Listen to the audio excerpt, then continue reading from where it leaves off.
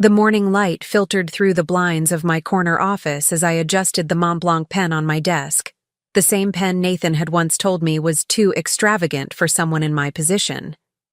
I smoothed my silk blouse and glanced at the clock, 9:45 a.m.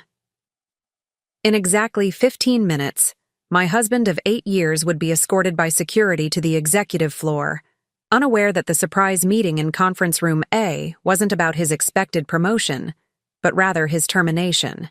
What Nathan also didn't know was that the signature at the bottom of his dismissal papers belonged to the new majority shareholder of Pinnacle Technologies, me. They say revenge is a dish best served cold, and for 3 long years, I had been meticulously preparing this meal, while appearing to be nothing more than a recovering ex-employee struggling to rebuild her life. As I watched through the one-way glass of my office, I could see Nathan arriving at the reception desk, straightening his tie with that familiar gesture of confidence. The same confidence he had when he drained our joint account of $68,000 while I lay in a hospital bed fighting for my life. The same confidence that had sustained him as he built his career on ideas he'd stolen from my personal files. How perfectly fitting that his world would collapse in exactly the same way mine once had, without warning, and orchestrated by the person he trusted most. Before we jump back in, tell us where you're tuning in from, and if this story touches you, make sure you're subscribed, because tomorrow I've saved something extra special for you. I wasn't always Emily Wilson, CEO and majority shareholder of Pinnacle Technologies. 3 years ago, I was simply Emily Wilson, marketing specialist with a knack for coding that few people knew about.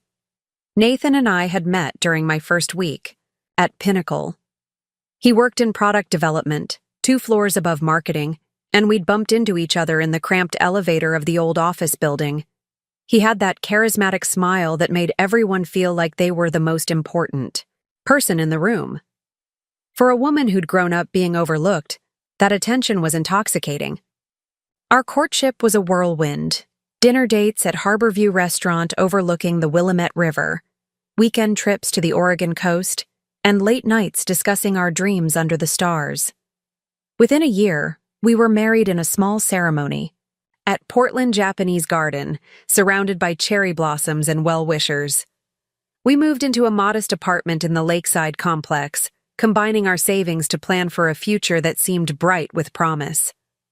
Nathan spoke of executive ambitions. I dreamed of developing healthcare software that could make a real difference. We were the perfect Portland tech couple, ambitious, forward-thinking, and seemingly unstoppable together.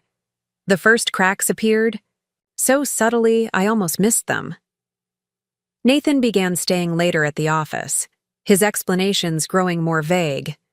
He'd casually ask about my marketing projects, showing particular interest in the coding work I was doing on the side, a patient data integration platform that I believed could revolutionize hospital record systems.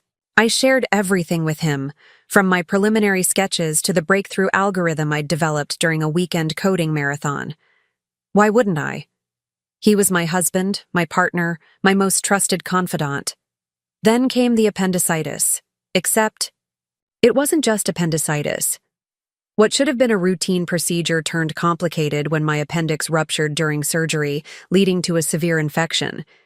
What was supposed to be a 2-day hospital stay turned into 3 weeks at Cedar Ridge Medical Center, with IV antibiotics and multiple follow-up surgeries. Through the fog of pain medication and fever, I remembered Nathan's increasingly infrequent visits, his distracted manner when he did come, always checking his phone, always having to leave for just one quick work emergency. On day 12, Dr. Reynolds came into my room with an uncomfortable expression. "Mrs. Wilson, we've been trying to process your insurance claims, but there seems to be an issue with the payments. Do you have alternate means to cover the mounting costs?" That was the first domino. Still weak from infection, I called our bank from my hospital bed only to discover our joint account, the one containing our life savings of $68,000, had been completely emptied. All transfers had been authorized by Nathan just 3 days after my hospitalization.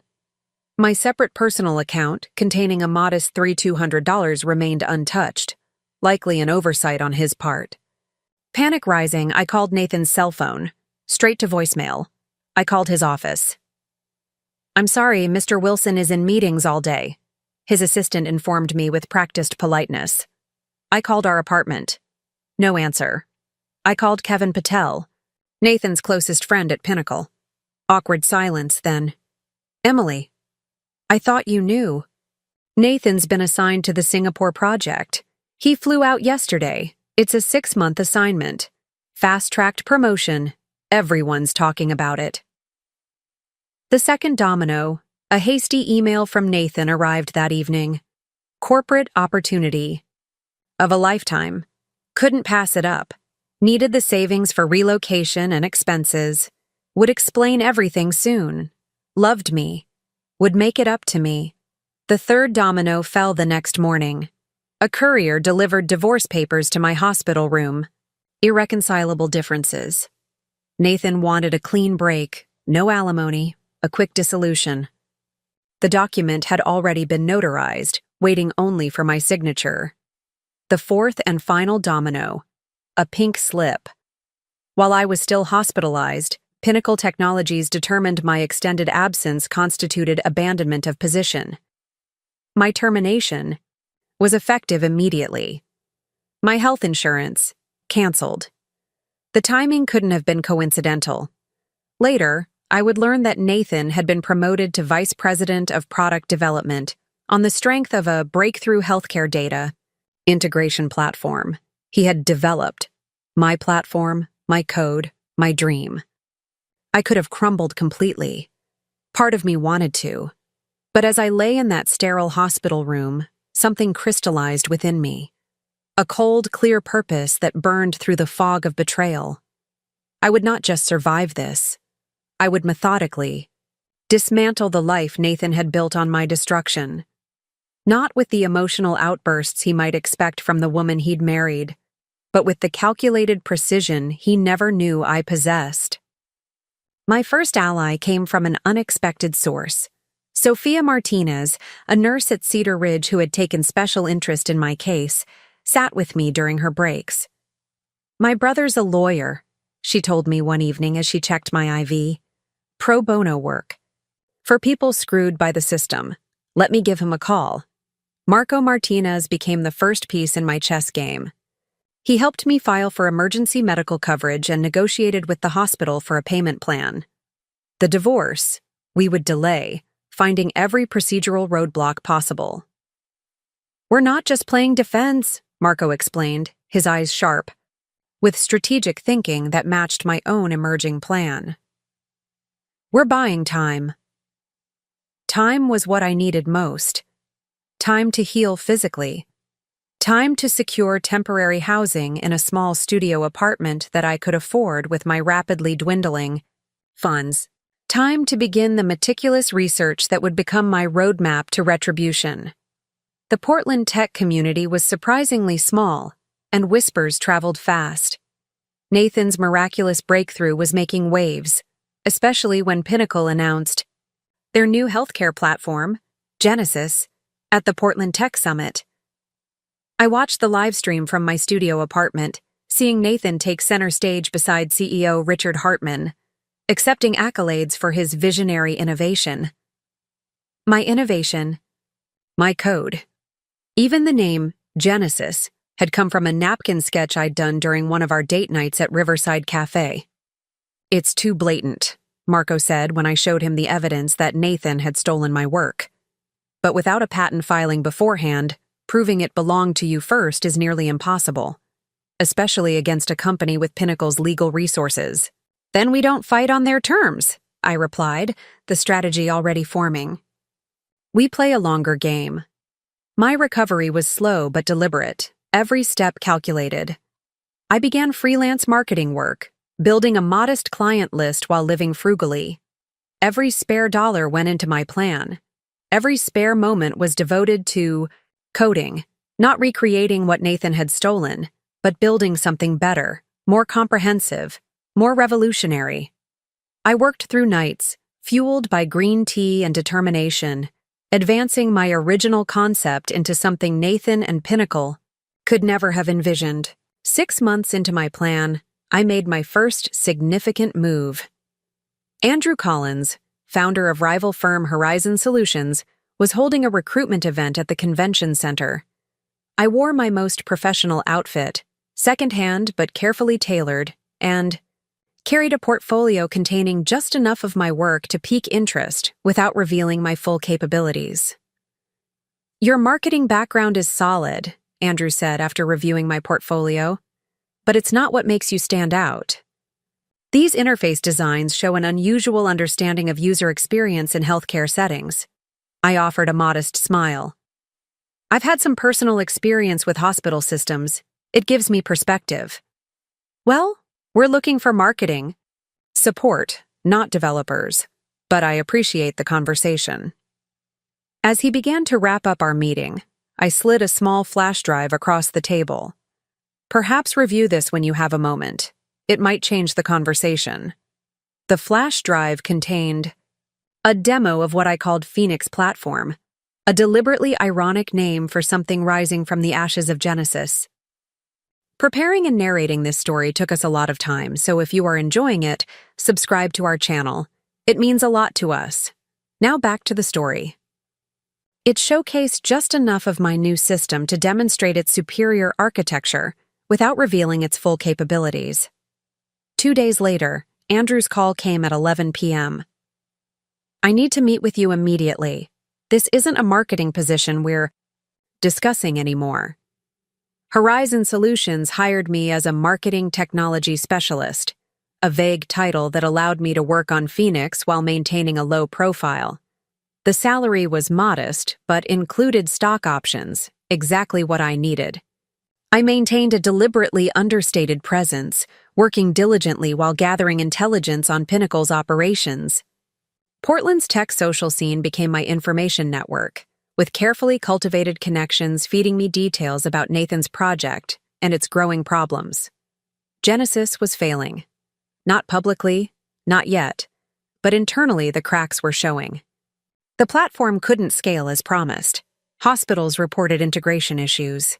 Nathan was scrambling, but without the fundamental understanding of the code he'd stolen, he couldn't fix what he'd never truly built. Meanwhile, I lived in calculated modesty. My studio apartment remained sparsely furnished. My wardrobe stayed, practical and unassuming. I drove the same used Honda I'd purchased after the hospital. To anyone watching, and I suspected Nathan occasionally had Kevin check up on me, I appeared to be barely staying afloat. The perfect portrait of a discarded wife struggling to rebuild after betrayal. The facade was essential because behind it, Phoenix was soaring. Andrew had provided the resources and protection I needed to develop the platform to its full potential. 18 months after joining Horizon, we quietly filed for patents, not just on the original concepts Nathan had stolen, but on dozens of innovations I'd developed since.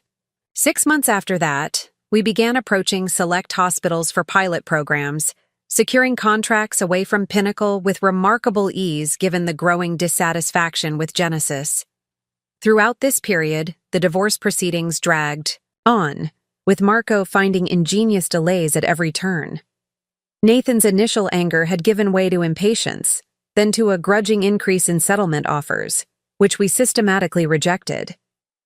"He's getting desperate," Marco observed after the latest court postponement. "Pinnacle must be putting pressure on him to resolve this cleanly." "Let him stew," I replied, checking the latest stock reports. Pinnacle's shares had dropped another 3 points following a disastrous quarterly report. Their healthcare division, now Nathan's primary responsibility, was bleeding money and clients. 2 years and 7 months into my plan, the critical moment arrived. Richard Hartman, Pinnacle's long-standing CEO, announced his retirement, triggering a leadership restructuring and, most crucially, a stock sell-off by key investors concerned about the company's direction. Through a complex network of shell companies and private investors that Marco had helped arrange, I was positioned to acquire those shares at a strategic discount. The purchase had to be executed with perfect timing and complete anonymity. If Nathan or anyone at Pinnacle discovered my involvement prematurely, everything would collapse. For 3 nerve-wracking weeks, I maintained my unremarkable daily routine, while orchestrating the largest financial move of my life. The final paperwork came through on a rainy Tuesday afternoon as I sat in Riverside Cafe, the same place where I'd first sketched Genesis on a napkin all those years ago. With that signature, I became the majority shareholder of Pinnacle Technologies. The company that had fired me while I lay in a hospital bed was now effectively mine. The week that followed required the most difficult act of all, maintaining normalcy while the board was privately informed of the change in ownership. Richard Hartman's retirement party became the perfect cover for my first move. The exclusive event at the Bridgeview Hotel would gather all of Pinnacle's executives, including Nathan, now desperately trying to salvage both his failing division and his reputation. The morning of the party, I finally abandoned my practiced modesty. The understated studio apartment was vacated, with movers transferring my few belongings to a penthouse overlooking the river. My used Honda was traded for the Tesla I'd secretly purchased months earlier, but kept in storage. The second-hand clothes were replaced by a wardrobe that befitted my new position. The transformation wasn't about vanity, it was about power and perception, about stepping fully into the role I had meticulously prepared for. Standing in my new corner office at Pinnacle Technologies, I watched through one-way glass as Nathan strutted through the reception area, nodding confidently to employees, who had no idea their world was about to change. I checked my watch again. 9:58 a.m. 2 minutes until the meeting where Nathan expected to discuss his department's future, but would instead face his own termination. Diana Foster from HR entered my office, termination papers in hand. "Everything's prepared as you requested, Ms. Wilson.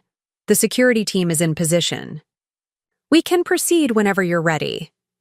I signed the final document and handed it back to her. "Thank you, Diana. I believe it's time to reintroduce myself to my husband." As I walked toward Conference Room A, I felt no rush of vengeful adrenaline, no desperate need to see Nathan suffer. What I felt was calmer, more complete, the satisfaction of a chess player seeing all pieces aligned for an inevitable checkmate. This wasn't just about revenge.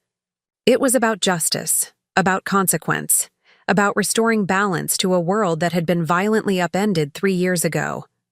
I paused at the door, straightened my silk blouse, and entered the room where Nathan sat waiting for a meeting that would change everything, just not in the way he expected. The look on his face as I walked through that door made 3 years of careful planning absolutely worth it.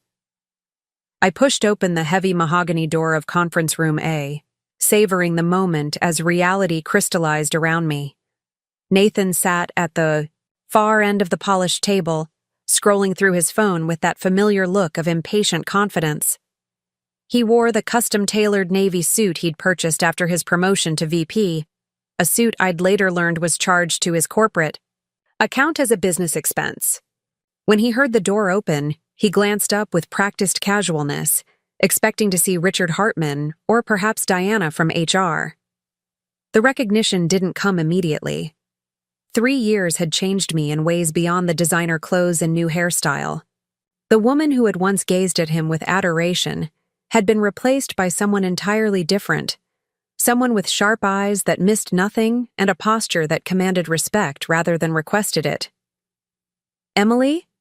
His voice caught between surprise and confusion.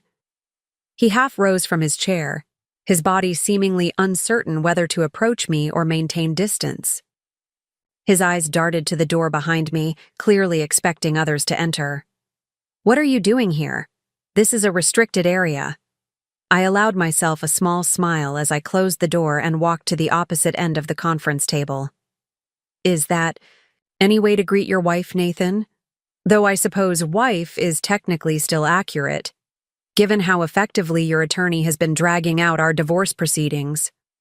Confusion flickered across his face, quickly replaced by the condescending expression I knew so well. If this is about the settlement, my offer is final. You should have taken it months ago. Having your lawyer ambush me at my workplace won't change anything. I placed my leather portfolio on the table and took a seat, gesturing for him to do the same. This isn't about our divorce settlement, Nathan. Please sit down. Security gets uncomfortable when executives remain standing during termination meetings. The word termination hit him like a physical blow. He sank back into his chair, his face cycling through expressions: confusion, disbelief, then nervous, amusement. Very funny. Where's Richard? Is this some kind of practical joke before my promotion announcement? I opened my portfolio and removed a document bearing Pinnacle Technologies' letterhead. Richard Hartman no longer makes executive decisions at this company. As for your promotion, I slid the paper across the polished mahogany surface. I'm afraid there's been a change of plans. Nathan stared at the document without touching it, as though it might burn him. The bold heading, Notice of Termination, was clearly visible even from his side of the table. His complexion paled as his eyes darted between the paper and my face.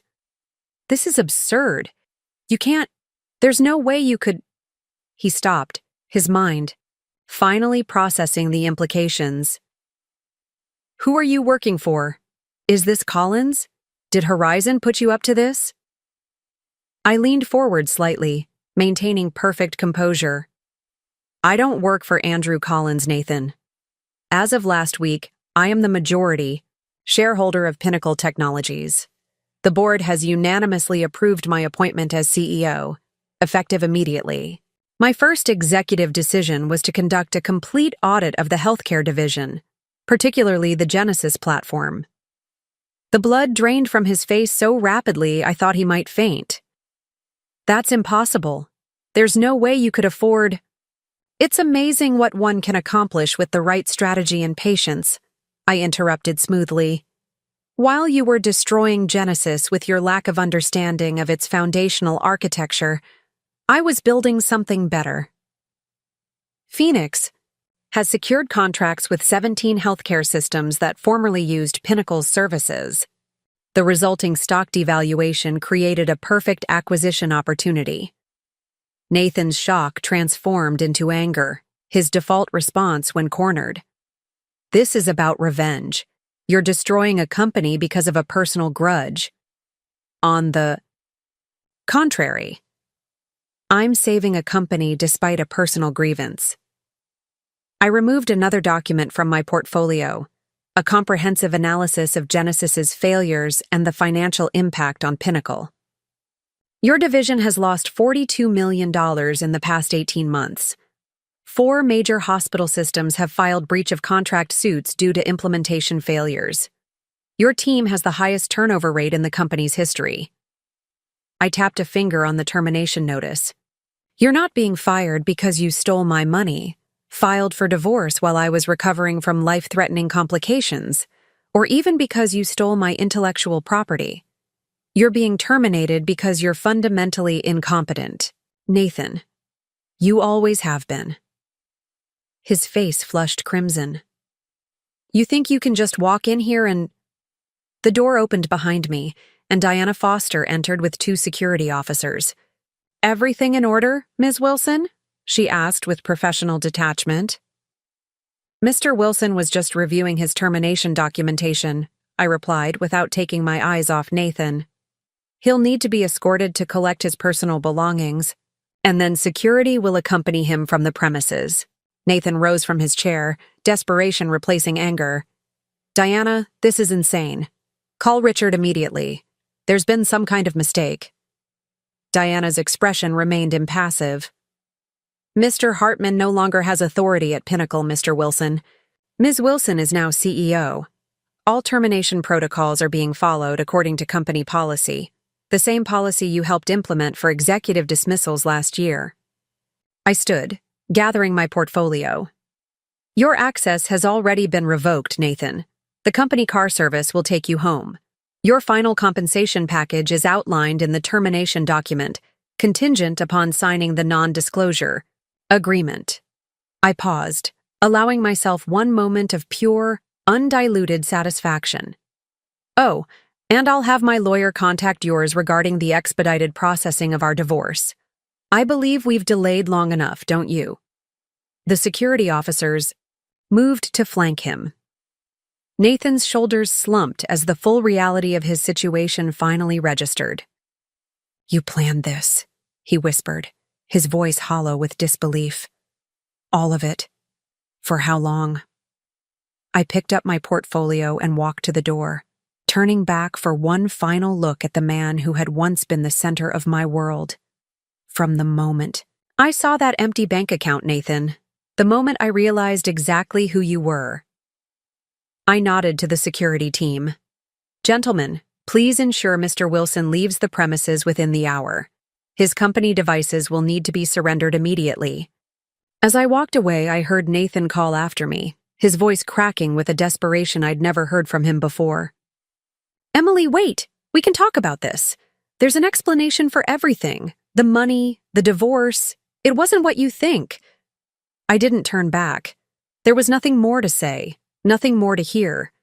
The heavy door of conference room A closed, behind me with a satisfying click of finality. The news of Nathan's abrupt departure and my appointment as CEO spread through Pinnacle Technologies like wildfire. By noon, my inbox was flooded with meeting requests from department heads eager to secure their positions under the new leadership. Kevin Patel, Nathan's closest ally and the man who had known about his betrayal from the beginning, had already cleared out his office, not waiting for the inevitable termination notice that would have followed. I spent the afternoon in back-to-back meetings with key personnel, evaluating who would stay and who would go in the reorganization I had planned. The senior staff gathered in the main conference room at 4 o'clock, nervously awaiting their first official meeting with the new CEO.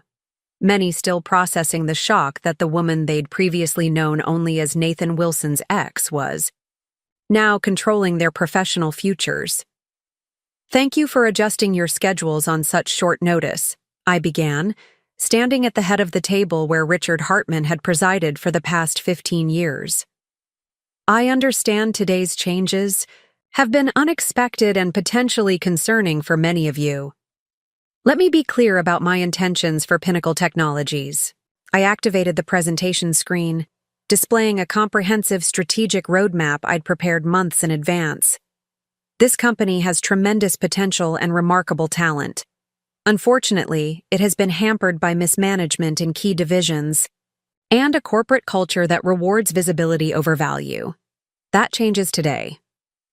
For the next hour, I outlined my vision for Pinnacle's future: the integration of Phoenix Platform to replace the failing Genesis system, restructuring of departments to eliminate redundancy, and a complete overhaul of the company's approach to intellectual property development and protection.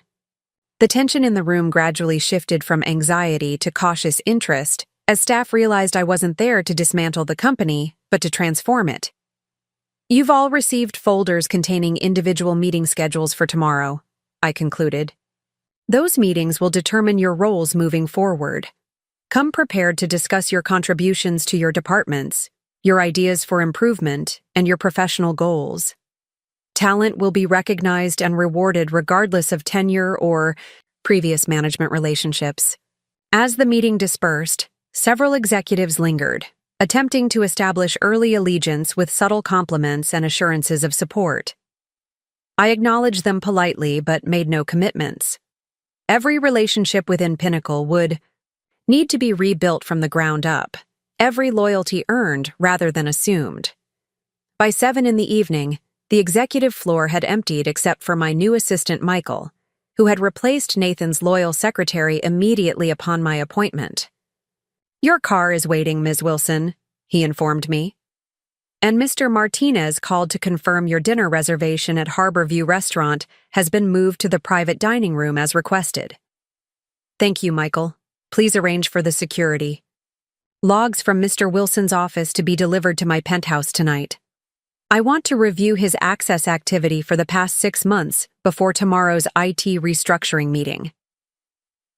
The drive to Harborview Restaurant gave me my first moment of true solitude since the morning's confrontation.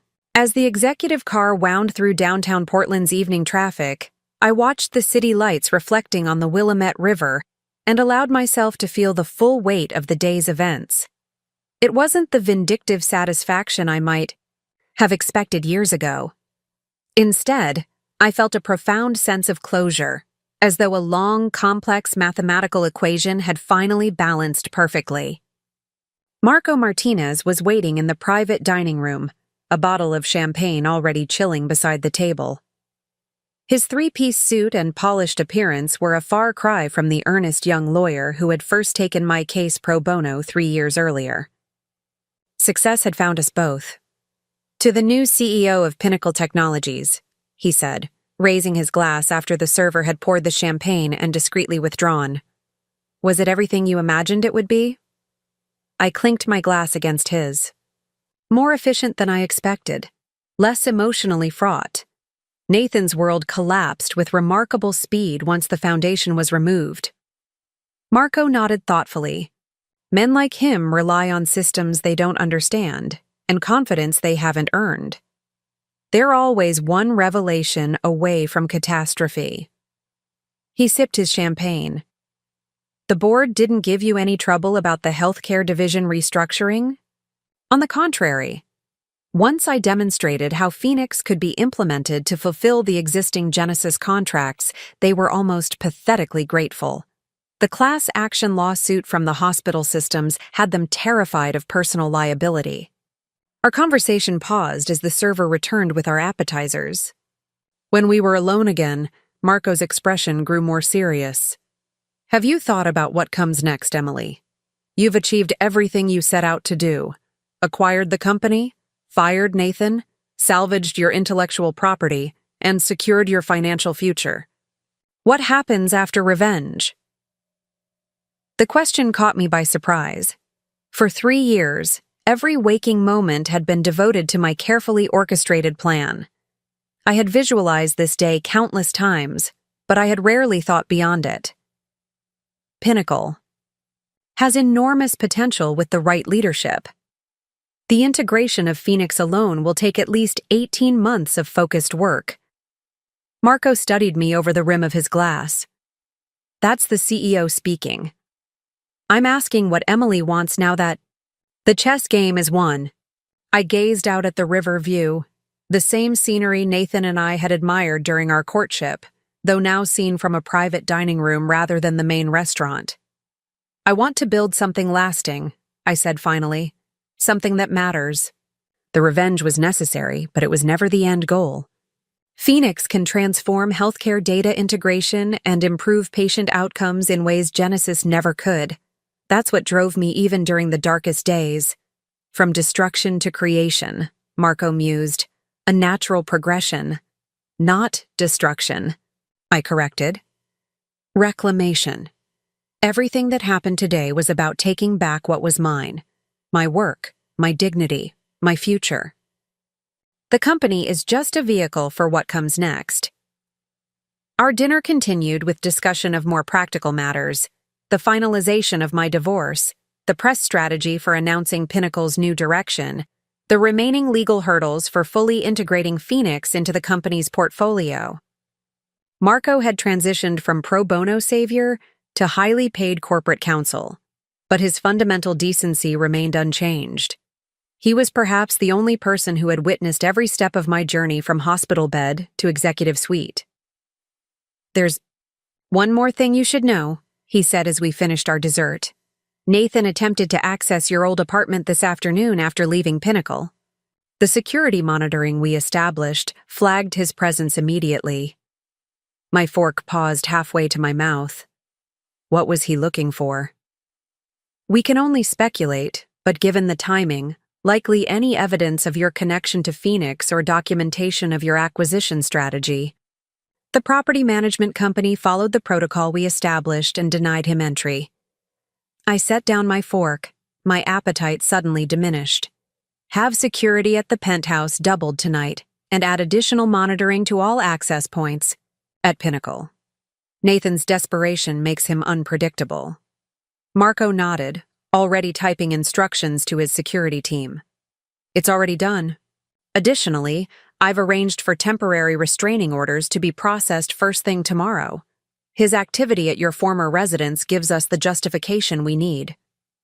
As the evening concluded and we prepared to leave, Marco hesitated at the door. You know he'll try to contact you again.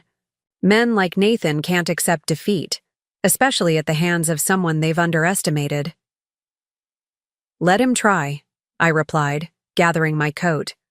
Every attempt he makes only strengthens our legal position. Nathan has always believed himself to be the smartest person in any room. That delusion will be his final undoing.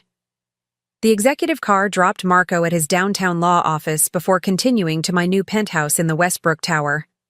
The building's security team had been tripled, as promised, with additional personnel stationed discreetly throughout the lobby and private elevator access points.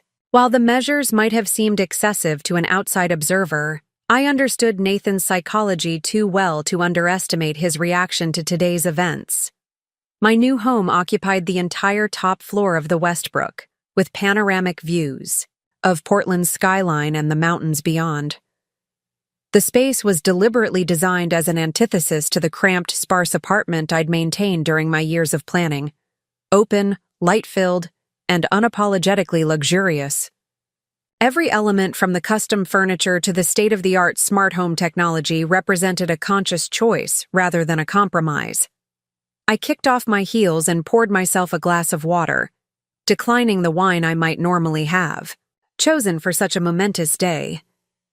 I needed absolute clarity for what came next.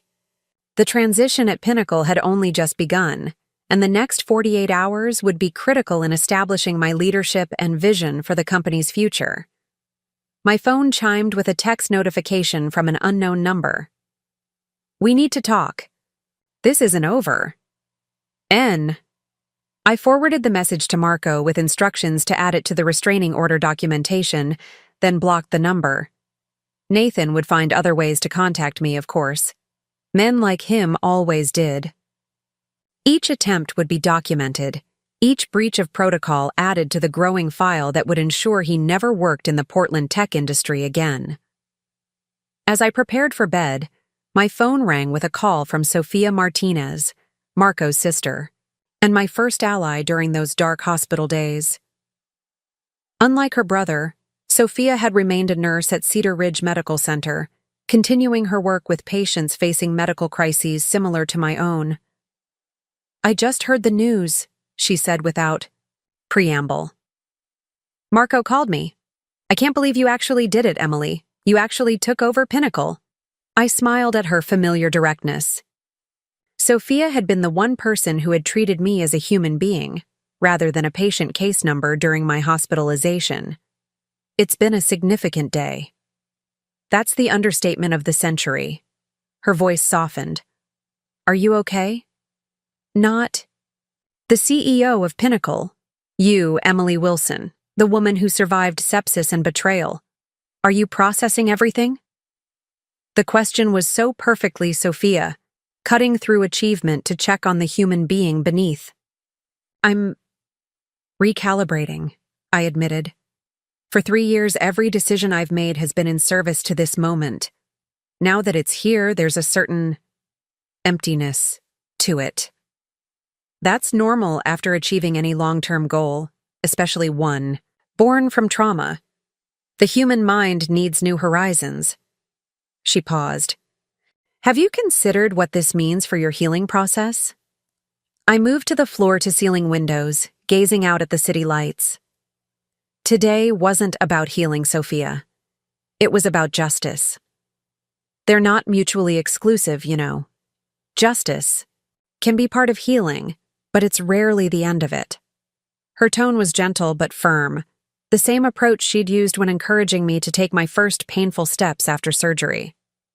What will you do with all the mental and emotional energy you've been directing toward Nathan and Pinnacle? The question echoed Marco's earlier inquiry, but from a different angle. Marco had asked about my professional future. Sophia was asking about my personal recovery. Both questions deserved thoughtful consideration. "I'm considering establishing a foundation," I said slowly, the idea crystallizing as I spoke. "For patients facing extended hospitalizations due to complications, particularly those dealing with financial exploitation during their vulnerability. Legal support, emergency funds, advocacy services." "The Emily Wilson Foundation?" Sophia's voice warmed with approval.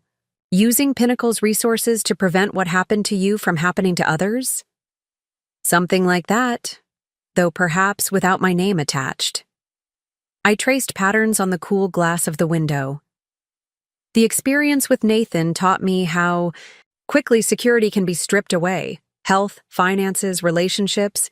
A safety net for others facing similar circumstances seems fitting. "It's perfect," Sophia affirmed.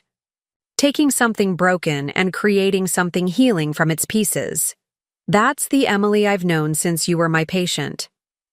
After ending the call with Sophia, I prepared for my first night as CEO of Pinnacle Technologies. Tomorrow would bring new challenges, integrating my leadership team, addressing the press inquiries already flooding the corporate communications department, navigating the complex legal landscape of incorporating Phoenix into Pinnacle's product portfolio. Yet for the first time in 3 years, I would face these challenges without the shadow of Nathan's betrayal driving my every decision. As I drifted toward sleep, my phone chimed once more with an email notification. The sender was Nathan, using his personal email rather than his now deactivated Pinnacle account. The subject line read simply, "The truth about what happened." I hovered my finger over the delete button, then hesitated. Whatever justifications or manipulations the email contained, they might prove useful for the continuing legal proceedings. I forwarded it unread to Marco with instructions to document it appropriately, then silenced my phone for the night. Nathan's truth no longer mattered. My own truth, carefully constructed through years of strategic planning and precise execution, had prevailed. Tomorrow would bring a new chapter, one written entirely on my terms.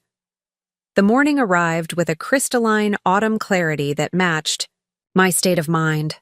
I woke before my alarm, energized by purpose rather than adrenaline. My morning routine had been perfected over years of preparation. 30 minutes of yoga to center my thoughts, a light but protein-rich breakfast, and a careful review of the day's objectives, while my custom-blended tea steeped to precisely the right strength. By 6:30 a.m., I was already reviewing the overnight analytics from Pinnacle's global operations. Reports that would have normally gone to Nathan now flowed directly to me, providing real-time insights into the company's strengths and vulnerabilities. The data confirmed what I had already suspected. Beyond the healthcare division's prominent failures, several other departments showed signs of mismanagement that had been obscured by creative accounting and strategic misdirection. My first executive order of the day was sent at 7:15 a.m., an instruction to freeze all discretionary spending above $10,000 pending executive review.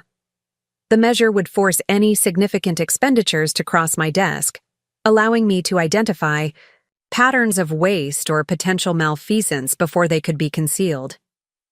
At 7:45 a.m., just as I was preparing to leave for the office, my secure line rang with a call from Richard Hartman. The former CEO had departed for retirement, with a generous compensation package and a non-disparagement agreement that prevented him from publicly questioning my acquisition or leadership. His call less than 24 hours after my appointment suggested he had already received concerning feedback.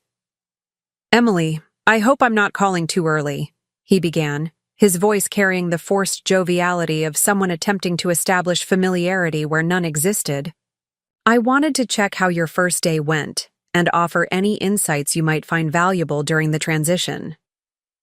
"Good morning, Richard. I appreciate your concern," I replied, keeping my tone professional but distant. "The transition is proceeding according to plan. Was there something specific prompting your call?" A slight hesitation on the line. "I've received some Concerned messages from several board members regarding the spending freeze. It's causing some anxiety about potential layoffs or restructuring. I had anticipated this reaction. The board members most closely aligned with Richard and Nathan would naturally resist any change that threatened to expose their complicity in the company's mismanagement. The freeze is temporary and precautionary, I explained calmly. Standard procedure during leadership transitions. The board approved my full transition plan yesterday, including these preliminary measures. Of course, Richard backpedaled smoothly. I just thought I might offer my perspective on certain board members' particular concerns. Perhaps over lunch. The invitation was transparent, an attempt to establish himself as an unofficial advisor and potential ally. Under different circumstances, I might have considered maintaining such a connection for strategic purposes. But Richard's willingness to overlook Nathan's theft of my intellectual property and his role in my termination while hospitalized placed him firmly outside my circle of potential collaborators. My schedule is fully committed for the foreseeable future, Richard. If you have specific insights that would benefit Pinnacle, please send them in writing to my office. My team will ensure they receive appropriate consideration. Another pause, longer this time. When Richard spoke again, the forced warmth had evaporated. I see. Well, I'll be interested to see how your unique approach to leadership develops. The board can be quite traditional in their expectations. The board approved my appointment unanimously, Richard. Their expectations and mine are perfectly aligned to restore Pinnacle's market position and shareholder value after the significant decline under previous leadership. I checked my watch. If there's nothing else, I have a company to run. The call ended with perfunctory pleasantries, but the message had been clearly delivered on both sides. Richard had attempted to establish himself as a behind-the-scenes influence. I had decisively closed that door. The old power structures at Pinnacle were being dismantled, not merely rearranged. As my driver navigated morning traffic toward Pinnacle's headquarters, I reviewed the day's meeting schedule on my tablet. The executive team assembly at 9 a.m. would set the tone for the entire organization. By noon, the first phase of integration between Phoenix and Genesis would be announced. By end of day, the press release regarding Pinnacle's strategic repositioning would hit the financial wires, preparing shareholders and the market for the changes to come. The car pulled into the executive garage beneath Pinnacle's headquarters at precisely 8:30 a.m. The private elevator opened directly to the executive floor, where Michael was already waiting with my first coffee of the day and an updated briefing. Hackett. "Good morning, Ms. Wilson," he greeted efficiently. "Security reports no incidents overnight." Mr. Wilson made several attempts to contact various employees, but was unsuccessful due to the communication protocols you implemented. The executive team is assembling in Conference Room C as requested, and the IT transition team is standing by for your authorization to begin system integration. I accepted the coffee with a nod of thanks. Any unexpected developments? Just one, Michael replied, falling into step beside me as we walked toward my office. Andrew Collins from Horizon Solutions called personally rather than going through channels. He wouldn't leave a message but requested you return his call at your earliest convenience. Andrew's call wasn't entirely surprising. My transition from Horizon to Pinnacle had been orchestrated with his full knowledge and tacit support. The acquisition serving both our interests by weakening a common competitor during Pinnacle's vulnerable transition period. Still, a direct call suggested matters beyond our carefully negotiated arrangement. I'll call him after the executive meeting, I decided. Have the preliminary market analysis on my desk by then. As I approached the executive suite, Nathan's former domain and now mine, I noticed the subtle changes already implemented overnight. The ostentatious artwork he had selected had been replaced with more subdued, thoughtful pieces. The aggressive red accent wall had been repainted in calming blue-gray, Even the lighting had been adjusted to create an atmosphere of focused productivity, rather than intimidating intensity. A small brass plaque beside the door now read simply, Emily Wilson, Chief Executive Officer. No grandiose title additions, no pretentious designations, just the position and authority clearly stated. The simplicity was deliberate, a sharp contrast to Nathan's tendency toward self-aggrandizement. Inside, the office had been similarly transformed. The oversized desk Nathan had specially commissioned to dominate the room had been replaced with a more practical workstation, arranged to facilitate collaboration rather than intimidation. The wet bar he'd installed for client meetings had been converted to a coffee and tea station. The walls now displayed framed patents and innovation awards rather than Nathan's collection of golf tournament photographs with corporate celebrities. I set my portfolio on the desk and took a moment to center myself before the day fully began. Through the floor-to-ceiling windows, Portland's skyline stretched before me, the same view Nathan had coveted and finally claimed with his promotion. Now it was mine. Not because I had married strategically or manipulated office politics, but because I had built something valuable enough to claim this space on my own terms. For just a moment, I allowed myself to acknowledge how far I had come from that hospital bed 3 years ago, broke, betrayed, and broken.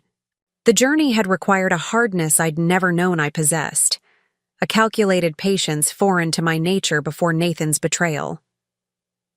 I had become someone new in the crucible of that experience. Neither better nor worse, perhaps, but undeniably stronger. The intercom chimed softly. Ms. Wilson, the executive team is assembled and waiting in conference room C, Michael announced. I gathered my materials and straightened my posture. Thank you, Michael. It's time to begin. As I walked toward the conference room where Pinnacle's future would be decided, I felt a profound sense of rightness. Not just the satisfaction of revenge accomplished, but the deeper fulfillment of having reclaimed my life's work and transformed it into something greater than it could have been before. Nathan had stolen my past, but in doing so, he had inadvertently given me a future with possibilities I might never have imagined otherwise.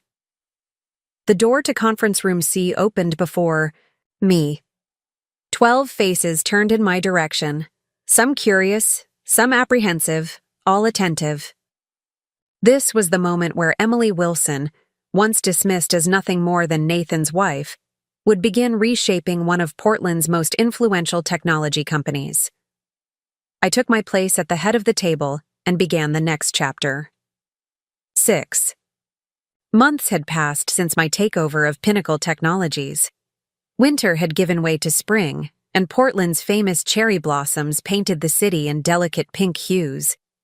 From my office window, I watched employees enjoying their lunch break in the newly redesigned courtyard, a space that had once been an underutilized concrete plaza, now transformed into a collaborative outdoor workspace with sustainable landscaping and comfortable seating areas.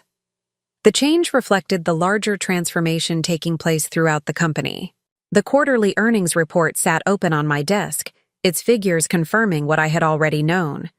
Pinnacle was not merely surviving under new leadership, but thriving beyond market expectations. The integration of Phoenix Platform had been completed a full month ahead of schedule, allowing us to recapture clients lost during Genesis's troubled deployment and expand into markets previously considered beyond our reach. Our stock had risen 47% since my appointment as CEO, and employee satisfaction scores had reached their highest levels in the company's history. A gentle knock at my door interrupted my reflection. Alexis Chen, my newly appointed Chief Innovation Officer, entered with the confidence of someone who had earned her position through merit rather than connections. She had been a mid-level developer when I took over, brilliant but overlooked by Nathan's administration due to her tendency to question flawed directives. The Portland Medical Center implementation is complete, she announced, her smile reflecting justifiable pride. Their chief of operations called personally to say it's the smoothest system transition they've experienced. Zero downtime. Complete. Data integrity, and the nursing staff is reporting an 80% reduction in documentation time. I nodded, genuinely pleased. That's excellent news, Alexis. Portland Medical was one of the first clients to abandon Pinnacle after the Genesis failures. Their return is particularly meaningful. I gestured to the chair across from my desk. Have you had a chance to review the innovation grant applications? Alexis took a seat, her tablet already open to the relevant files. We've narrowed it, down to 15 finalists. The committee is particularly impressed with a proposal from Cedar Ridge Medical Center, a machine learning application for early sepsis detection. The mention of Cedar Ridge and sepsis sent an involuntary shiver through me, a ghost of memory from those dark hospital days. Alexis noticed my reaction but tactfully continued without comment. She had been one of the few executives I'd taken into my confidence regarding my history with the company. Her discretion and integrity had proven invaluable during the transition. The Cedar Ridge proposal aligns perfectly with the Emily Wilson Foundation's mission, she noted, referencing the nonprofit I had established to support patients facing financial exploitation during medical crises. Their development team is primarily composed of medical professionals with first-hand experience in identifying sepsis progression. The technology could significantly reduce mortality rates. I reviewed the proposal summary on my tablet, impressed by the thoroughness of their approach. Schedule a meeting with their team for next week. If their methodology is as sound as it appears, we should fast-track both funding and engineering support. As Alexis left to make arrangements, my secure line rang. Marco Martinez, now heading the legal department, calling with his weekly update. The Singapore authorities have formally declined Nathan's application for employment visa, he reported without preamble. That's the fourth country where he's been effectively blacklisted from the technology sector. I had not actively tracked Nathan's whereabouts or activities since our confrontation, but Marco had maintained surveillance as a security precaution. Nathan's increasingly desperate attempts to rebuild his career had followed a predictable pattern. Initial confidence, growing frustration, and eventually desperate measures that further damaged his reputation. Has he violated the restraining order again? I asked, keeping my tone professionally detached. Not technically. He sent a letter to your mother's address in Seattle. Nothing threatening, just another attempt to explain his side of the story. Since the restraining order specifies no direct or indirect contact with you rather than your family members, it falls into a gray area. I sighed, closing the quarterly report. Forward a copy to the security team and update the file. If this is his most recent attempt at contact, perhaps he's finally moving on. That's actually what prompted my call, Marco replied, his tone shifting slightly. We've received a rather unusual request from a rehabilitation center in Eugene. Nathan has apparently enrolled in their 6-month recovery program for executive burnout and ethical remediation. The program director reached out through proper channels to ask if you would consider participating in their reconciliation process. I felt a momentary tightness in my chest, the last vestige of the pain Nathan had once been capable of inflicting. Absolutely not. Maintain standard protocols for all communication regarding Nathan. If he's genuinely seeking rehabilitation, that's his journey to make without my involvement. After ending the call, I moved to the sitting area near the window, taking a moment to center my thoughts. Nathan's latest maneuver was predictable, an attempt to reframe his situation as a temporary ethical lapse rather than a pattern of deliberate exploitation. The rehabilitation center likely represented his newest angle for rebuilding a professional reputation after conventional methods had failed. My phone chimed with a calendar reminder for my weekly lunch with Sophia Martinez. Despite her brother's rise to corporate legal prominence, Sophia had chosen to remain at Cedar Ridge Medical Center, recently accepting promotion to Director of Patient Support Services, a role she had helped create to address the non-medical needs of patients facing extended hospitalizations. We met at Riverside Cafe, the same place where I had first sketched the ideas that would become Genesis and later Phoenix. The restaurant had become something of a tradition for us, a reminder of how circumstances had changed while our friendship remained constant. "You look preoccupied," Sophia observed as she joined me at our usual table overlooking the water. "Let me guess, quarterly board meeting preparation?" I smiled, appreciating her perceptiveness. "Actually, Nathan has enrolled in a rehabilitation program and wants to include me in his reconciliation process." Sophia's eyebrows rose slightly. "And how do you feel about that?" "I don't," I replied honestly. "There was a time when everything Nathan did affected me profoundly. First with love, then with pain, finally with determination. Now he exists outside the scope of my emotional consideration." "That's significant progress," Sophia noted, studying my expression carefully. "When we first met, your entire existence was defined by his betrayal. Now you can discuss him with the same detachment you might use for discussing market fluctuations." Her observation was accurate. The emotional transformation had been so gradual I had barely noticed its completion.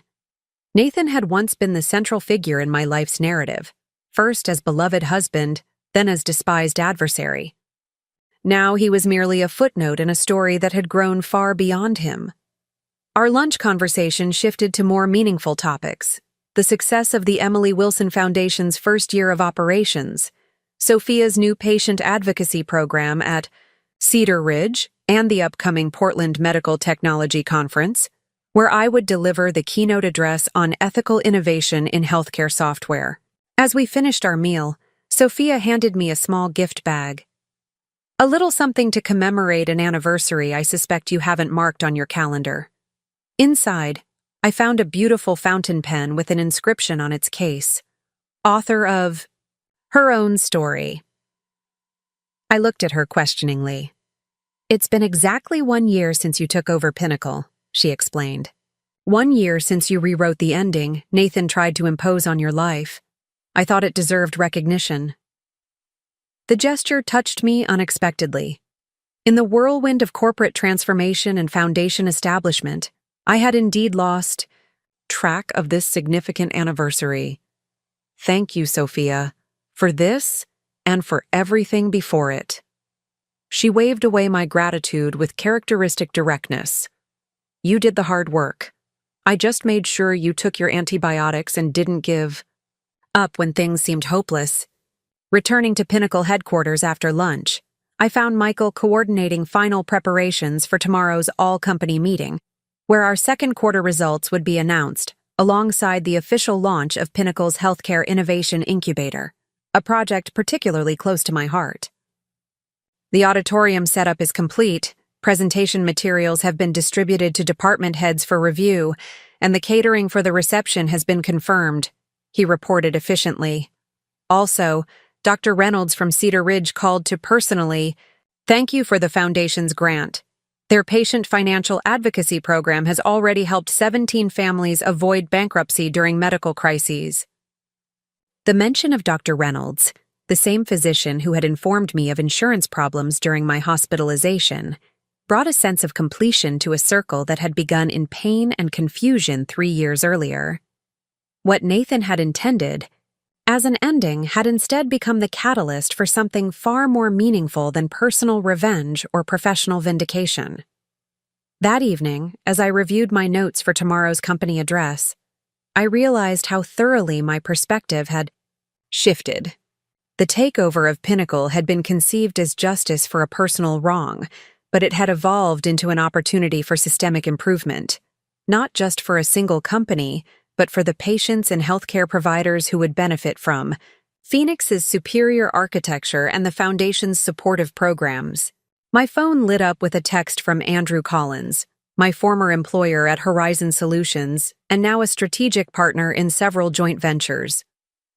Wall Street Journal just called for comment on Pinnacle's remarkable turnaround, told them the industry hasn't seen anything yet. "Congratulations, Emily." I smiled at his message, remembering our first meeting when I'd slid that flash drive across the table, containing just enough of Phoenix to pique his interest. Andrew had seen potential where Nathan had seen only a resource to exploit. The difference defined their respective trajectories. Andrew now heading a thriving company in partnership with Pinnacle. Nathan seeking rehabilitation after systematic professional rejection. The following morning dawned clear and bright as I prepared for the all-company address. The auditorium was filled to capacity, with remote offices participating via video conference. As I took the stage, I surveyed the assembled employees. Many familiar faces, some new, all united by a shared vision that had replaced the culture of fear and favoritism that had characterized Nathan's leadership. 1 year ago today, I began, I stood before many of you as a stranger, your new CEO appointed through unexpected circumstances. Today, I stand before you as a partner in what we have built together. The presentation that followed outlined not just our financial successes, but the human impact of our work. Hospitals reporting improved patient outcomes through Phoenix. Implementation. Medical professionals citing reduced burnout due to more intuitive software interfaces. Families receiving support through the foundation during medical crises. The technology industry often measures success in market share and profit margins, I continued. Those metrics matter, and as you've seen in today's report, Pinnacle is excelling by those standards. But our true measure of success is found in the lives improved by our work, both within these walls and in the communities we serve. As the meeting concluded and employees filed out to the reception, many stopped to share personal stories of how the company's transformation had affected them. Developers finally seeing their innovations implemented. Account managers proudly representing products they believed in. New employees attracted by Pinnacle's growing reputation for ethical leadership. Later that afternoon, I stood in my office, watching the sunset paint Portland's skyline in golden hues. The view that Nathan had once coveted now served a purpose he could never have imagined, providing perspective for decisions that would shape healthcare technology for years to come. My executive assistant delivered the final item requiring my attention, the formal agreement for Pinnacle's acquisition of a small but innovative patient advocacy software company in Seattle. The move would expand our foundation's reach while incorporating valuable technology into our growing healthcare ecosystem. As I signed the documents, I noticed the date stamp on the digital signature line. Exactly 3 years to the day since I had discovered the empty bank account from my hospital bed. The symmetry seemed fitting. A circle completed, a new one beginning. The painful chapter that had begun with betrayal had transformed into something I could never have envisioned in those dark days. Not just professional success or personal vindication, but the creation of systems that would prevent others from experiencing what I had endured. Nathan had emptied an account. I had built an enterprise. He had sought to diminish me. I had grown beyond his comprehension. I closed the signed agreement and prepared to leave for the day. Tomorrow would bring new challenges, new opportunities to extend Phoenix's reach, new families to support through the foundation. The story continued, no longer defined by what had been taken from me, but by what I had created in its place. Up next, you've got 2 more standout stories right on your screen. If this one hit the mark, you won't want to pass these up. Just click and check them out.